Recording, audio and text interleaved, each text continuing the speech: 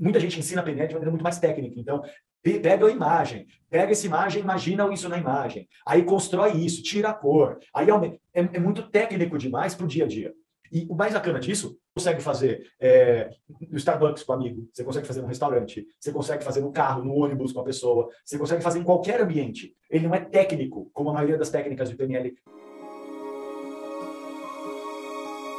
Quando a gente finalizou, a gente se perguntou o quanto que a gente pode ou deve contextualizar mais as perguntas que a gente faz, apoiando, sabe, um pouco mais. Por exemplo, teve um momento que eu perguntei um negócio para o Francisco, e aí eu falei, porque ele tinha mencionado uma pessoa do convívio dele, e aí na minha pergunta eu meio que trouxe essa pessoa de volta, eu falei assim, o que falta para você ser mais como o Matheus? Por exemplo, resgatando uma coisa que ele mesmo falou, mas assim, eu que tô puxando aqui. Sim. E aí a gente se perguntou, isso é legal, isso não é legal, isso pode atrapalhar, não pode? Como é que essas perguntas... Muito pelo contrário. Nesse caso, Thiago, o ideal não existe o ideal, óbvio, não existe o certo. A gente está sempre... É sempre o ser humano que está do nosso lado. Então, o que acontece? Você vai fazer a indagação, você vai fazer a pergunta, e aí você vai ver a reação da pessoa. A reação dela. Ela vai mostrar no rosto dela se aquilo que você perguntou para ela foi uma boa pergunta, ou se ela vai fazer cara de por que você me perguntou isso? Ou você não devia ter me perguntado isso. Mas você vai ver no rosto dela. O limite. Qual é o limite que você tem? Vai ser muito mais de pessoa para pessoa e o nível de rapport que você teve com ela.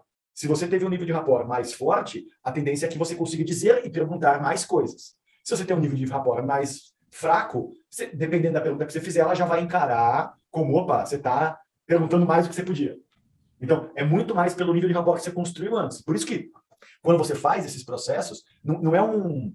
É óbvio quem está praticando dessa maneira, mas no dia a dia, não é um relatório. Não é uma sequência de perguntas que você vai fazendo para a pessoa chegar aqui. É um bate-papo. Então, você troca informação, você conta de um caso seu, você... não sei mais que legal que você falou, pareceu... Você está o tempo todo conversando com a pessoa. Então, a ideia é parecer no ambiente normal, você está batendo papo com a pessoa e durante o bate-papo você vai o quê? Seguindo essa sequência na sua cabeça.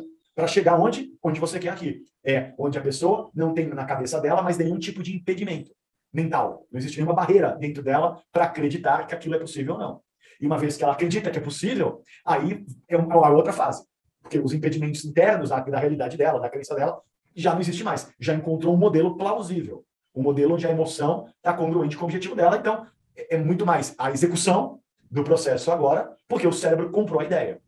De alguma maneira, o cérebro comprou a ideia dela. E o mais bacana disso é que é muito conversacional. Então, você consegue fazer no Starbucks com um amigo, você consegue fazer no restaurante, você consegue fazer no carro, no ônibus com a pessoa, você consegue fazer em qualquer ambiente. Ele não é técnico, como a maioria das técnicas de PNL. Muita gente ensina a PNL de maneira muito mais técnica. Então, pega a imagem, pega essa imagem, imagina isso na imagem. Aí constrói isso, tira a cor. Aí é muito técnico demais para o dia a dia.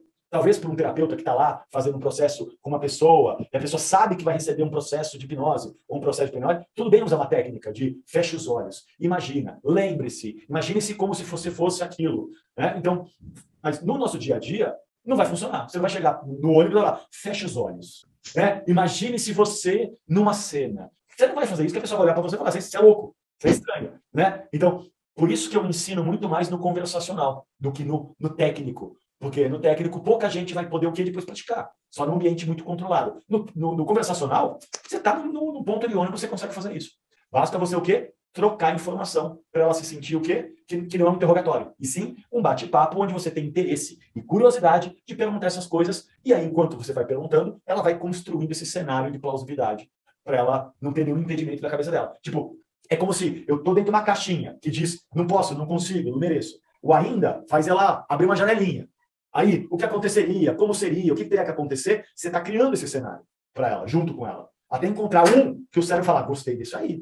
Esse eu comprei. Essa ideia é legal. Quero isso aí. Aí, uma vez que ela comprou a ideia, fica muito mais fácil. Porque aí é o quê? É planejamento.